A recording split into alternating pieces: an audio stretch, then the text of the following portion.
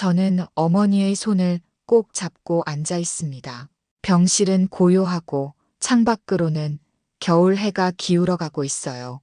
어머니의 호흡은 점점 얕아지고 있는데 이상하게도 제 마음은 전처럼 무겁지가 않습니다.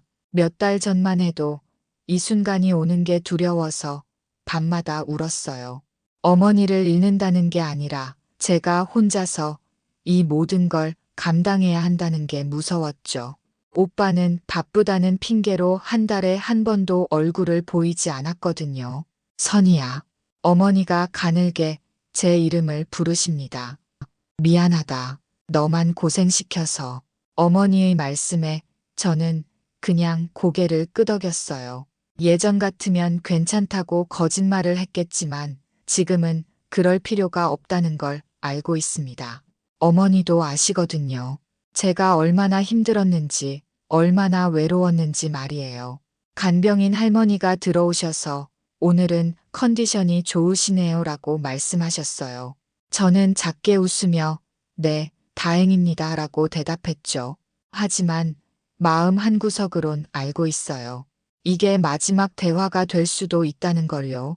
창밖으로 보이는 겨울 하늘이 참 맑습니다. 구름 한 점 없이 푸른 하늘을 보고 있으니 문득 몇 달 전 그날이 떠오르네요. 제가 처음으로 이 무거운 짐을 내려놓을 수 있다는 걸 알게 된 그날 말이에요. 그때도 이렇게 맑은 하늘이었거든요. 어머니가 다시 잠이 드셨어요. 저는 조용히 일어나서 창가로 갔습니다. 병원 앞 공원에서는 아이들이 뛰어놀고 있고 젊은 엄마들이 벤치에 앉아 이야기를 나누고 있어요. 평범한 일상의 모습들이죠. 예전에는 저런 모습을 보면 부러웠어요. 저도 언젠가는 저렇게 평범한 삶을 살 수 있을까 싶어서요. 하지만 지금은 그런 생각이 들지 않습니다. 제게도 저만의 평안이 있다는 걸 알게 되었거든요. 몇 달 전으로 돌아가 봅니다. 그때 저는 매일 오전 6시에 일어나서 어머니 병원에 갔어요. 간병인 할머니가 오시기 전까지는 제가 모든 걸 해드려야 했거든요. 어머니를 씻기고 약을 챙겨드리고 간병 일지를 꼼꼼히 적었습니다. 병원 복도를 걸을 때마다 생각했어요. 왜 하필 나일까? 오빠는 서울에서 잘 살고 있는데 왜 저만 이런 일을 떠맡아야 하는 건지 이해할 수 없었죠. 어머니가 물 좀 갖다 줘라고 하시면 저는 벌떡 일어나서 컵을 가져다 드렸어요. 하지만 마음속으론 계속 중얼거렸죠. 왜 나야? 왜 또 나야? 특히 힘들었던 건 밤이었습니다.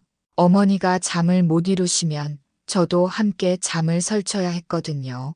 새벽 3시에 선이야, 등이 아프다고 하시면 저는 졸린 눈을 비비며 일어나서 마사지를 해드렸어요. 고마워. 너 때문에 살겠다. 어머니의 말씀이 고마우면서도 무거웠습니다. 저 때문에 사신다니 그럼 제가 없으면 어머니는 어떻게 되는 건가요? 이런 생각을 하면 도망치고 싶었지만 갈 곳도 없었어요. 오빠에게 전화를 걸어봤습니다. 오빠, 엄마 상태가 많이 안 좋아졌어. 한번 내려와 봐. 아, 그래. 바빠서 힘든데. 너 있잖아. 나 혼자서는 힘들어. 병원비는 내가 내고 있잖아. 그걸로 됐지 뭘 더 바라. 전화를 끊고 나서 저는 화장실에 들어가서 울었어요. 목소리를 죽이고 울었죠. 어머니가 들으실까 봐서요. 거울 속 제 모습이 너무 초라해 보였습니다. 언제부터 이렇게 혼자가 된 걸까요? 병실로 돌아오니 어머니가 깨어 계셨어요. 선이야, 울었니? 아니에요. 그냥 피곤해서요. 어머니는 제 거짓말을 알고 계셨지만 더 묻지 않으셨어요. 그냥 제 손을 꼭 잡아주셨죠. 그 따뜻한 손길이 오히려 더 슬펐습니다. 평생 이런 따뜻함을 받고 살았다면 지금 이렇게 원망스럽지는 않았을 텐데요. 어릴 적 기억들이 파도처럼 밀려왔습니다. 저희 집은 늘 오빠 중심이었어요. 오빠 생일이면 어머니는 며칠 전부터 한우를 사러 다니셨는데 제 생일엔 그냥 미역국 한 그릇이 전부였죠. 선이는 딸이니까 괜찮지? 어머니의 그 말이 지금도 귀에 선명합니다. 딸이라서 괜찮다니 저도 똑같은 자식인데 왜 그런 차별을 받아야 했을까요? 어린 마음에도 억울했지만 그게 당연한 줄 알고 살았어요. 고등학교 때 대학 진학 상담을 받을 때도 그랬습니다. 오빠는 서울대학교에 진학할 때까지 학원비며 과외비며 아낌없이 지원받았는데 저에게는 여자는 시집이나 잘 가면 된다고 하셨거든요. 엄마, 저도 대학 가고 싶어요. 집안 형편이 어려운데 무슨 대학? 오빠 뒷바라지나 제대로 해. 결국 저는 고졸로 취업을 했어요. 사무직에서 10년 넘게 일하면서 모은 돈으로 작은 원룸을 얻었죠. 그나마 제 공간이 생겼다고 기뻐했는데 오빠가 사업 자금이 필요하다며 어머니가 저를 불러내셨어요. 선이야, 오빠 좀 도와줘. 네 적금 좀 빼서. 엄마, 그건 제가 결혼 자금으로 모은 거예요. 결혼은 언제 할지도 모르잖아. 오빠는 지금 당장 필요하다잖니. 그렇게 제 적금 통장은 텅텅 비었습니다. 오빠는 그 돈으로 사업을 시작했지만 결국 망했고 저에게 돌려준 건 없었어요. 미안하다는 말 한마디도 없이 말이죠. 20대 후반에 결혼 이야기가 나왔을 때도 마찬가지였습니다. 괜찮은 사람을 만나서 소개받고 싶다고 했더니 어머니는 너 같은 애가 뭘 바라냐고 하셨어요. 엄마 말이 그게 말이에요? 현실을 봐. 너 나이에 학벌도 없고 집안도 이런데 뭘 바라겠어. 그날 저는 집에 와서 거울 앞에 서서 한참을 울었습니다. 정말 저는 그렇게 못난 사람일까요? 사랑받을 자격도 없는 사람일까요? 거울 속 제 얼굴이 너무 서글퍼 보였어요. 결국 35까지 혼자 살았습니다. 가끔 소개팅을 나가기도 했지만 마음을 열기가 어려웠어요. 평생 사랑받지 못하고 살았는데 누군가를 사랑한다는 게 어떤 건지 몰랐거든요. 그런데 아이러니하게도 어머니가 아프시자 저를 찾으셨어요. 평생 소외시켜 놓고선 이제 와서 너밖에 없다고 하시는 거죠. 어머니가 암 진단을 받으신 날 저는 병원 복도에서 멍하니 서 있었습니다. 의사 선생님의 말씀이 귀에 들어오지 않았어요. 수술은 힘들 것 같고 항암 치료를 해보겠지만 그 이후 말들은 모두 흐릿했죠. 오빠에게 연락했을 때도 마찬가지였습니다. 형, 엄마가 암이래. 뭐, 갑자기 의사가 늦게 발견됐다고 해. 빨리 내려와야 할 것 같아. 아, 그래도 너 있잖아. 나는 회사에서 중요한 프로젝트 진행 중이야. 그때부터였어요. 저 혼자서 모든 걸 감당해야 한다는 걸 깨달은 건요. 어머니의 병원비, 간병, 집안일까지 모든 게 제 몫이 되었습니다. 어머니는 점점 저에게 의존하기 시작하셨어요. 예전에는 너는 필요 없다던 분이 이제는 선이야, 어디 가지 마라고 하셨죠. 엄마, 잠깐 집에 가서 옷 좀 가져올게요. 안 돼. 나 혼자 두고 가면 안 돼. 간병인 할머니 계시잖아요. 그 사람은 남이야. 너만 믿을 수 있어. 그런 말을 들을 때마다 복잡한 감정이 들었습니다. 평생 무시당하며 살았는데 이제 와서 저만 믿는다고 하시니까요. 고마우면서도 서러웠어요. 왜 이제서야 저를 필요로 하시는 건가요? 밤에 어머니가 잠들지 못하실 때면 저를 불러서 손을 잡고 계셨어요. 선이야, 미안하다. 뭐가 미안하세요? 너한테만 이런 짐을 지워서. 오빠는 바쁘고 너밖에 없잖니. 어머니의 사과가 오히려 더 아팠습니다. 사과를 받고 싶었던 건 이런 게 아니었거든요. 아프실 때 받는 동정 어린 사과가 아니라 건강하실 때 진심으로 잘못을 인정하시는 사과를 원했어요. 괜찮아요, 엄마. 정말 고마워. 너 아니었으면 어쩔 뻔했니? 저는 그냥 미소만 지었습니다. 속마음으로는 계속 물어보고 있었거든요. 왜 이제서야요? 왜 제가 아플 때는 관심도 없으시다가 엄마가 아프니까 저를 찾으시는 거예요? 오빠는 한 달에 한 번 정도 얼굴을 비췄어요. 그것도 잠깐씩만요. 엄마 많이 좋아지셨네.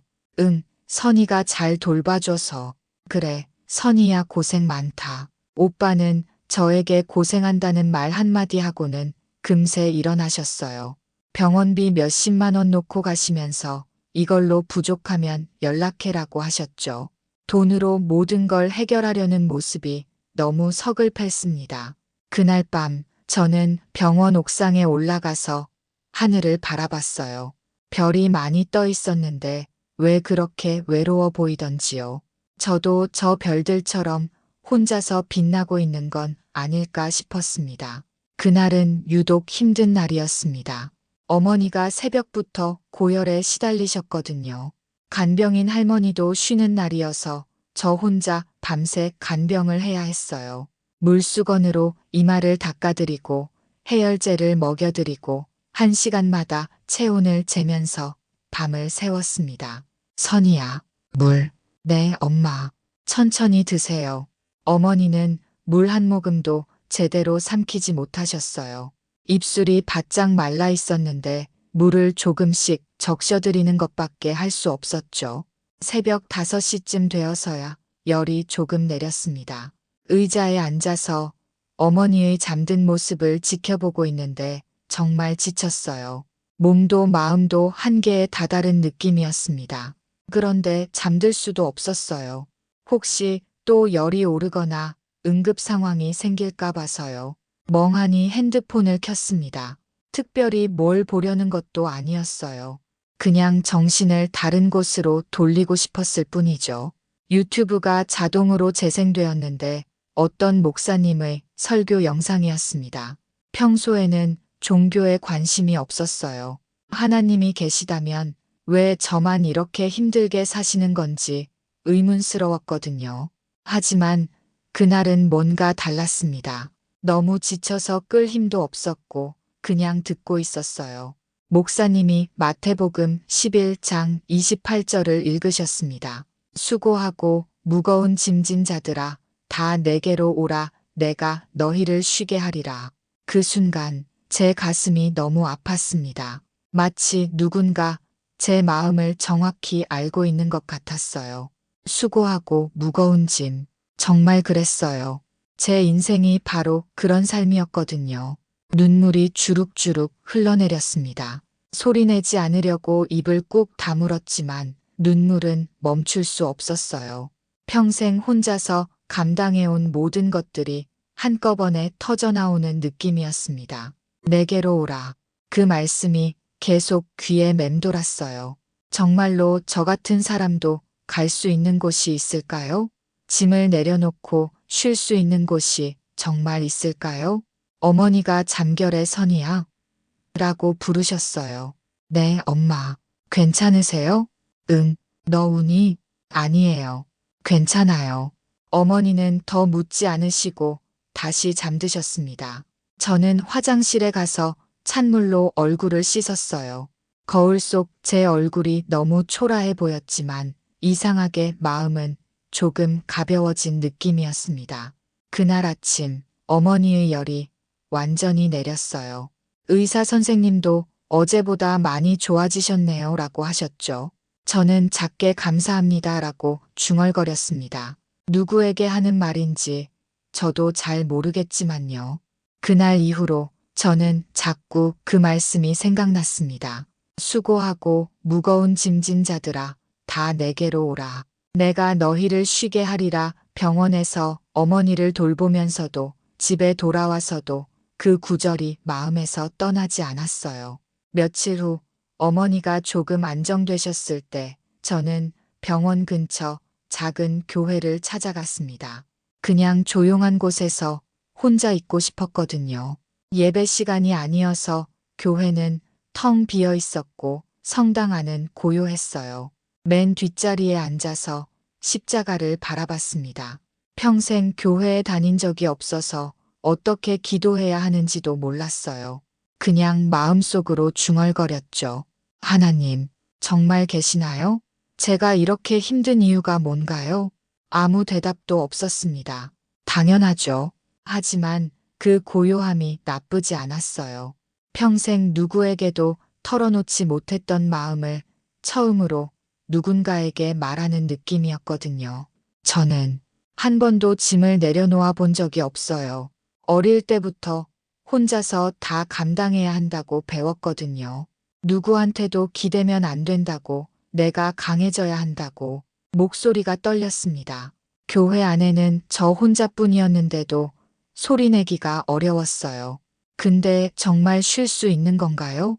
정말로 이 무거운 걸 좀 내려놓아도 되는 건가요? 그때 옆자리에 성경책이 하나 놓여 있는 걸 발견했습니다. 펼쳐보니 마태복음이었어요. 우연히 그 구절이 적힌 페이지가 열렸죠. 글씨가 작아서 읽기 어려웠지만 천천히 소리내어 읽어보았습니다. 수고하고 무거운 짐진 자들아, 다 내게로 오라, 내가 너희를 쉬게 하리라. 읽는 순간 또다시 눈물이 나왔어요. 하지만 이번에는 슬픈 눈물이 아니었습니다. 뭔가 따뜻한 느낌의 눈물이었어요. 마치 누군가 그동안 정말 수고했다고 안아주는 것 같았거든요. 그날 밤 병원에서 어머니를 지켜보면서 저는 처음으로 깊이 잠들었습니다. 항상 한쪽 귀는 열어두고 자야 했는데 그날은 정말로 편안하게 잠들 수 있었어요. 어머니도 밤새 편히 주무셨고요. 아침에 일어나니 어머니가 저를 바라보고 계셨습니다. 선희야, 얼굴이 많이 편해 보인다. 그래요? 응, 뭔가 달라진 것 같아. 저도 느낄 수 있었어요. 뭔가 달라졌다는 걸요. 여전히 힘들고 여전히 혼자였지만 예전처럼 절망적이지는 않았습니다. 마치 보이지 않는 누군가가 함께 있다는 느낌이었어요. 간병인 할머니가 오셨을 때도 오늘은 기분이 좋아 보이시네요 라고 하셨어요. 저는 네, 좀 그런 것 같아요 라고 대답했습니다. 이유를 설명할 수는 없었지만 정말로 마음이 한결 가벼워진 느낌이었거든요. 그로부터 일주일쯤 지났을 때였습니다. 오빠에게서 전화가 왔어요. 어머니 상태를 묻는 게 아니라 또 다른 부탁이었죠. 선희야, 미안한데 집에 있는 엄마 통장 좀 찾아서 보내줄 수 있어? 왜요? 병원비 때문에. 내 카드 한도도 다 찼고. 형이 관리하던 거 아니에요? 아, 그게 좀 복잡해. 어쨌든 내가 찾아서 보내줘. 예전 같으면 화가 났을 거예요. 또 저에게만 번거로운 일을 떠넘기는구나 싶어서요. 하지만 이상하게도 그날은 마음이 평온했습니다. 알겠어요. 시간 날 때 찾아볼게요. 고마워. 급한 건 아니니까 천천히 해도 돼. 전화를 끊고 나서도 저는 화가 나지 않았어요. 오빠가 무책임하다는 건 알고 있었지만 그것 때문에 제 마음까지 흔들릴 필요는 없다는 생각이 들었거든요. 어머니께 말씀드리니 서랍 맨 아래 있을 거야 라고 하셨어요. 집에 가서 찾아보니 정말 거기 있었죠. 통장을 들고 있는데 문득 어릴 적 생각이 났습니다. 이 통장에서 오빠 학비는 나갔지만 제 학비는 한 번도 나간 적이 없었죠. 하지만 서운하지 않았어요. 그냥 그때는 그랬구나 싶었습니다. 과거의 일로 지금 제 마음을 상하게 할 이유는 없다고 생각했거든요. 며칠 후에는 더 큰 일이 있었어요. 어머니 상태가 갑자기 나빠지셔서 중환자실에 들어가시게 된 거예요. 의사 선생님은 가족들이 와야 할 것 같다고 하셨죠. 오빠에게 연락했습니다. 형, 엄마가 중환자실에 들어가셨어. 빨리 와야 할 것 같아. 뭐, 갑자기? 나 지금 부산 출장 중인데 생명이 위험할 수도 있대. 아, 그래도 하루 이틀은 괜찮겠지? 내일 밤에 올 수 있을 것 같은데. 예전 같으면 소리를 질렀을 거예요. 지금이 언제인데 출장이 중요해? 라고요. 하지만 그날은 그냥 알겠어요 라고 대답했습니다. 중환자실 앞에서 밤새 기다리면서도 저는 혼자라는 느낌이 들지 않았어요. 마치 누군가 옆에서 함께 기다리고 있는 것 같았거든요. 복도 의자에 앉아서 창밖을 바라보는데 별이 유독 밝게 빛나고 있었습니다. 하나님, 어머니를 부탁드려요. 그리고 저도 좀 도와주세요. 작은 목소리로 기도했어요. 누구에게 배운 것도 아닌데 자연스럽게 나오는 말이었습니다. 다음 날 아침, 어머니 상태가 안정되셨다는 소식을 들었어요. 의사 선생님도 다행히 고비는 넘긴 것 같다고 하셨죠. 그때 오빠가 도착했습니다. 어떻게 됐어? 많이 좋아지셨어요. 다행이다. 고생했어. 오빠의 미안해하는 표정을 보면서도 저는 마음이 편안했습니다. 누군가를 원망하며 살기에는 인생이 너무 짧다는 생각이 들었거든요. 지금 어머니의 손을 잡고 앉아있는 저는 몇 달 전의 제가 아닙니다. 겉으로 보기에는 똑같아 보일지도 모르지만 마음속은 완전히 달라졌어요. 그날 그 말씀을 만난 이후로 말이죠. 어머니가 천천히 눈을 뜨십니다. 선이야, 여기 있었구나. 네, 엄마. 어디 아픈 데 없으세요? 괜찮아. 너 때문에 든든하다. 예전 같으면 이런 말씀을 들을 때마다 부담스러웠어요. 왜 저만 의지하세요? 라는 생각이 앞섰거든요. 하지만 지금은 다릅니다.